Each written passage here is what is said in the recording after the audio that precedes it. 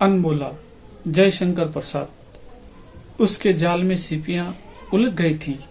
जग्या से उसने कहा, इसे फैलाती हूँ, तू सुलझा दे। जग्या ने कहा, मैं क्या तेरा नौकर हूँ? काम्या ने तिनक कर अपने खेलने का छोटा सा जाल और भी बटोर लिया। समुद्र तट के छोटे से होटल के पास की गली से अपने झोपड़ी की ओर चली गई। जगैया उसे अन्न खाने का सुख लेता सा गुनगुना कर गाता हुआ अपनी खजूर की टोपी और भी तिरछी करके संध्या की शीतल बालुका को पैरों से उछालने लगा। दूसरे दिन जब समुद्र में स्नान करने के लिए यात्री लोग आ गए थे, सिंदूर पिंड सा सूर्य समुद्र के नील जल में स्नान कर प्राची के आकाश में ऊपर उठ रहा था, तब कामैया अपने पिता के साथ धीवरों के झुंड में खड़ी थी। उसके पिता की नावें समुद्र की लहरों पर उछल रही थीं। महाजाल पड़ा था, उसे बहुत से धीवर मिलकर खींच रहे थे। जगैया ने आकर कामैया की पीठ में उंगली गोद दी। कामैया कुछ खिसक कर दूर जा खड़ी हुई। उसने जगैया की ओर देखा भी नहीं। जगैया को केवल माँ थी। वह कामैया के पिता के यहाँ लगी लिपटी रहती, अपना पेट पालती थी। वह बेंत की डोरी लिए वहीं खड़ी थी। कामैया की मछलियां ले जाकर बाजार में बेचना उसी का काम था। जगैया नटखट था। वह अपनी माँ को वहीं देखकर और हट गया, किंतु कामैया की ओर देखकर उसने मन ही मन कहा, अच्छा, महाजाल खींच कर आया। कुछ तो मछलियां थी ही, पर उसमें एक भीषण समुद्री बाघ भी था। दर्शकों के झुंड जुट पड़े। कामैया के पिता से कहा गया उसे जाल में से निकालने के लिए, जिसमें प्रकृति की उस भीषण कारीगरी को लोग भलीभांति देख सकें। लोग संवरण न करके उसने समुद्री बाघ को जाल से निकाला। एक खूंटे से उसकी पूंछ बांध दी गई। जगैया की माँ अपना काम करने की धुन में जाल में मछलियां पकड़कर डोरी में रख रही थी। समुद्री बाघ बालू की विस्तृत बेला में एक बार उछला। जगैया की माता का हाथ उसके मुंह में चला गया। कोलाहल मचा, पर बेकार। बेचारी का एक हाथ वह चबा गया। दर्शक लोग चले गए। जगैया अपनी मूर्छित माता को उठाकर झोंपड़ी में जब ले चला, तब उसके मन में कामैया के पिता के लिए असीम क्रोध और दर्शकों के लिए घोर प्रतिहिंसा उद्वेलित हो रही थी।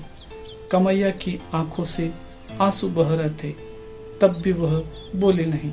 कई सप्ताह में महाजाल में मछलियां नहीं के बराबर फंस रही थीं। चावलों की बौछाई तो बंद थी ही, नावें बेकार पड़ी रहती थी।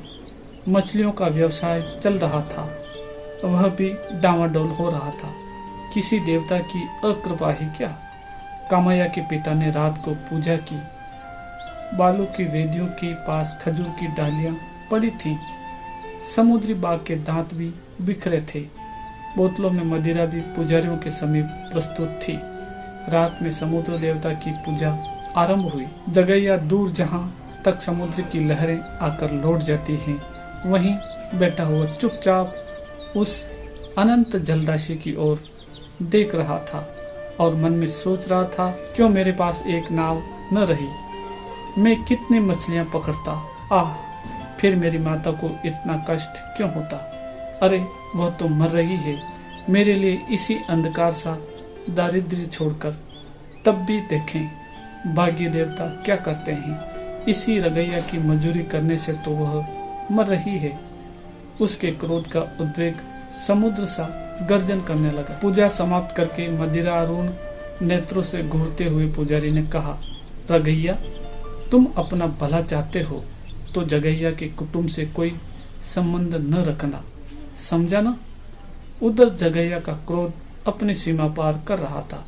उसकी इच्छा होती कि रगैया का गला घोंट दें, किंतु वह था निर्बल बालक। उसके सामने से जैसे लहरें लौट जाती थीं, उसी तरह उसका क्रोध मूर्छित होकर गिरता सा प्रत्यावर्तन करने लगा। वह दूर ही दूर अंधकार में झोंपड़ी की ओर लौट रहा था। सहसा किसी का कठोर हाथ उसके कंधे पर पड़ा। उसने चौंक कर कहा, कौन? मदिरा विहल कंठ से रगैया ने कहा, तुम मेरे घर कल से न आना। जगैया वहीं बैठ गया। वह फूट फूट कर रोना चाहता था, परंतु अंधकार उसका गला घोंट रहा था। दारुण क्षोभ और निराशा उसके क्रोध को उत्तेजित करती रही। उसे अपनी माता के तत्काल न मर जाने पर झुंझलाहट सी हो रही थी। समीर अधिक शीतल हो चला था। प्राची का आकाश स्पष्ट होने लगा, पर जगैया का अदृष्ट तमसाच्छन्न था। कामैया ने धीरे धीरे आकर जगैया की पीठ पर हाथ रख दिया।